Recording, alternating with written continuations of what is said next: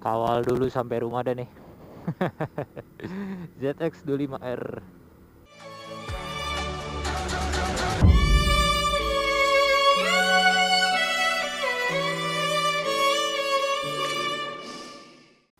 Oke guys, balik lagi sama Bram Novendra di sini. Sesuai judul dan thumbnail, gue bakal video review ini motor CB150R Street Fire. Untuk reviewnya ini gue ya ala-ala gue ya. Karena kan gue belum pernah review motor ini juga sebelumnya. Untuk lebih lengkapnya kalian bisa nonton di blogger-blogger mungkin ya. Cuma kalau ala gue mungkin gue bakal nyebutin kelebihan dan kekurangannya plus minusnya ya. Tapi nanti aja pas udah jalan biar lebih enak. Kita sekalian rolling shot. Jadi nih ntar foto-fotonya ajib pasti dari Honda. Dari Tarik. Buat Honda nih, tolong ya. Si iPhotoworks _ nih gokil fotonya bener. Oke, jadi bahas motornya ya. Overall kalau dari desain kalian bisa lihat di video sebelumnya yang first impression dengan CB150R ini. Kalau desain mungkin balik lagi ke selera ya, tapi menurut gue ini desainnya sangat-sangat moge look banget bisa dibilang, karena sempet gue bandingin juga sama CB yang sebelumnya ya, yang punya Aheng. Itu kan kalian bisa lihat juga beda banget di video sebelumnya. Kayak ini jadi kelihatan gede banget gara-gara tangkinya. Kalau untuk horsepowernya sih Honda ngeklaimnya sekitar 16-an horsepower ya. Cuma waktu itu sempat di dyno test oleh pihak Grid Auto itu sekitar 15-an horsepower di 9000 rpm.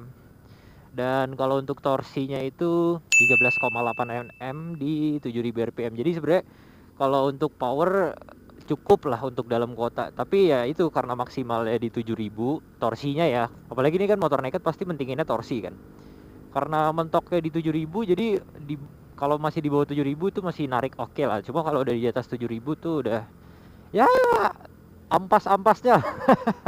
Sisa-sisanya kalian kalau narik ya tinggal nyari top speed aja di gigi 6 sih. Tapi kalau untuk kayak jalan santai gitu buat nyusul-nyusul gitu, mobil nyusul motor di bawah 7000 nih masih narik banget dari segi power ya. Untuk top speed sih gue belum sempet nyoba yang gimana-gimana banget ya, tapi gue sempet dapet tuh 130. Honda sih klaimnya 135 ya. Cuma ya ini kan motor baru juga, motor tes, gue agak nggak tega sih sebenarnya kalau geber banget gitu. Ya overall kalau dari mesin cukup banget lah buat dalam kota, buat daily, atau mungkin bahkan buat luar kota juga cukup. Dan kalau ngomongin handling ini jos gandos menurut gue. Berkat shocknya yang dibilang keras enggak, dibilang empuk enggak, kayak pas gitu lah. Kalau ketemu jalanan kasar jadinya nggak keras, jadi meredam dengan cukup baik. Tapi kalau misalkan ketemu jalan halus, handlingnya jadi enak banget gitu. Gokil emang Shock ya. Dari segi fitur, gue rasa fiturnya nggak banyak, cuma yang menurut gue membantu banget adalah gear indikator ya. Udah enak banget itu, udah ada gear indikator. Kalian bisa lihat di sini 47 km per liter, kurang irit apa. Dengan tangki yang sebesar 12 liter. Jadi ya taruhlah kalau kalian jalan jauh 50 km per liter.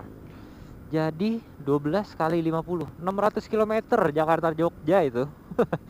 Jakarta Jogja sekali isi nggak?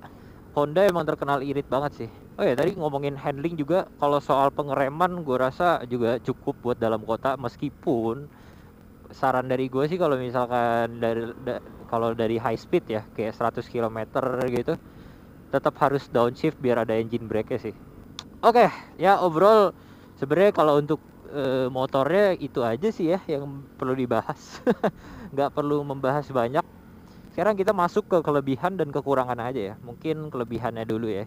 Kelebihannya ya jujur yang paling gue suka seperti yang gue bilang tadi, shocknya tuh meredam dengan sangat baik gitu, dan di tikungan tuh jadi enak banget. Bahkan pakai ban bawaan standar jadi ya udah pede lah, intinya udah pede juga lah.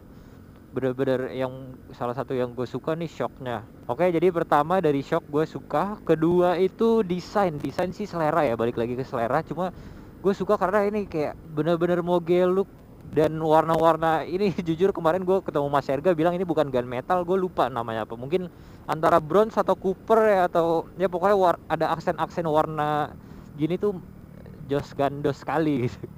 tangkinya juga dan warna bodinya itu matte, jadi ada 3 pilihan warna ya. Sebenarnya ada 5 sih ya. Cuma 3 itu yang special edition lah istilahnya, itu yang khusus matte. Jadi ada merah, hitam sama dark gray. Nah, ini yang hitam. Temen gua tuh, Abi, H2. Ketiga adalah konsumsi bahan bakar, jujur ya irit banget, gila. Bener-bener irit banget. Jadi kalian untuk sekali isi aja tuh udah bisa dipakai kemana-mana mungkin. Kalau kerjaan kalian taruhlah Bintaro Gading gitu, 50 km bolak-balik, berarti seliter doang tuh, 12 liter. Yang keempat, gue agak nggak notice sih sebenarnya, karena emang dari sebelumnya tuh gue kan pakai MT-09 ya. Jadi dari segi body position tuh mirip-mirip, tapi gue bisa bilang ini body positionnya atau ergonominya tuh enak banget, tegak banget, dan jujur mirip MT sih. Jujur mirip MT, stangnya lebar juga. Mungkin beda di footstep dan beratnya doang sih. Jujur udah mirip banget. Gue ngerasanya sih mirip banget. Bener-bener ya inilah, kayak moge look, moge feel. Kalian kalau mau ngerasain position MT, mirip lah kayak inilah. Mungkin beda di segi jok ya. Kalau MT agak lebih tinggi dan lebar. Oh ya, ngomongin jok, ini tingginya itu 79 cm, 79,5 atau 795 mili ya. Napak sempurna, 2 kaki. Oke, kelebihan yang kelima itu adalah gear shift itu halus banget. Jadi bener-bener masuk gigi 1, 2, 3 itu bisa menggunakan teknik clutchless ya. Atau kalau Raka TJR bilang quick fit. Jadi ngopling nggak pakai kopling tuh sangat bisa banget karena perpindahannya halus banget. Oke, untuk kelebihan yang gue tangkap overall ada 5 ya. Dari segi suspensi atau shock, dari segi desain, irit bahan bakar, ergonomi, dan gear shiftnya itu halus banget, perpindahan giginya halus ya. Overall itu sih kelebihan yang paling menonjol selama gue pakai berapa deh, 6 hari belakangan ini gue pakai di motor. Yang gue rasain adalah itu. Dan masuk ke kekurangannya itu balik lagi, perlu gue kasih tahu dari awal, ini adalah based on ini pribadi gue ya. Jadi mungkin bagi gue kekurangan, tapi bisa jadi bagi orang lain itu adalah suatu kelebihan. Jadi ini base yang gue rasain aja. Untuk yang pertama ya, gear shift ya sih. Ya bisa jadi kelebihan, bisa jadi kekurangan. Kelebihannya seperti yang gue bilang tadi, terlalu halus ya. Kelebihannya itu ya halus gitu, kelebihan gear shift. Tapi ya kekurangannya karena sangat halus, jadi kadang suka nyangkut gitu. Gue nggak tahu kenapa ya. Maksudnya di lampu merah kadang dari netral ke 1 atau netral ke 2, atau bahkan lagi ganti gigi mau masuk tuh suka hilang giginya, jadi harus dipancing dulu, agak lepas kopling sedikit sih. Mungkin karena saking halus ya. Tapi kalau untuk perpindahan gigi kayak gini tanpa kopling tuh bisa banget, asal tekniknya bener ya. Kalau tekniknya salah ya dia bakal tetap keras sih. Itu kekurangan pertama sih menurut gua. Kekurangan kedua adalah travel gasnya. Gua nggak tahu ya, maksudnya mungkin bagi orang lain seru atau fun gitu ya, tapi bagi gue agak terlalu banyak gitu travel gasnya. Kayak bener-bener sebenarnya kalau kayak ngegas sekitar 75% dari gasnya itu udah ke gas semua sih. Cuma dia kayak nambahin 15% lagi yang sebenarnya kagak nambah speednya, kagak nambah RPM ya. Ntar kita coba di jalanan agak kosong depan. Agak lucu sih itu.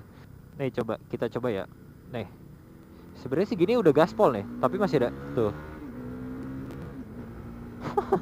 Jadi apa ya, kalau gue sih agak kurang suka ya, karena tangannya jadi nekuk banget. jadi agak susah kalau mau buat clutchless shifting. Tapi ya itu balik lagi ke kalian ya. Kalau kalian emang suka sensasi gaspol mungkin bisa jadi kelebihan bagi kalian.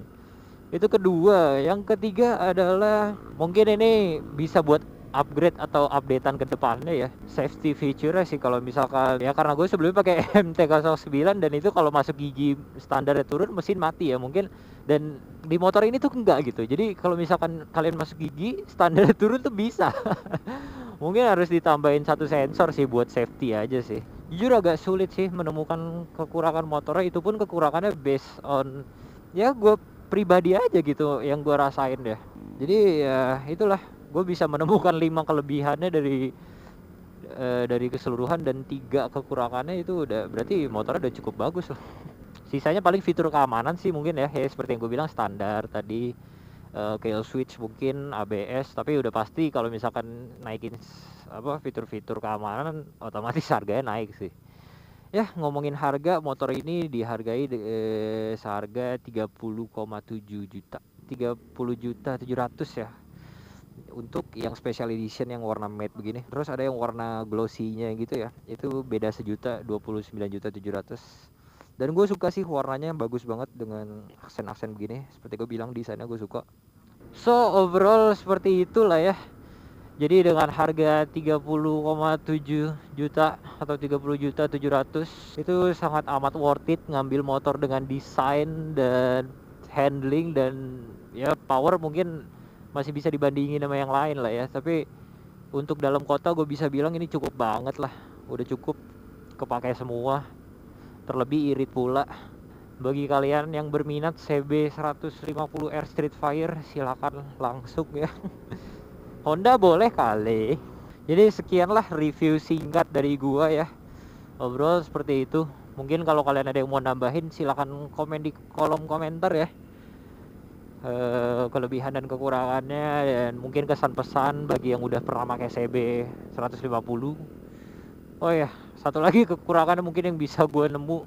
Sebenarnya ada satu lagi yang kekurangan sih, tapi gue nggak tahu itu kekurangan apa kelebihan atau ciri khas. Karena gue ngerasa ini kayak ada ciri khas suara kricik-kricik di rantainya gitu.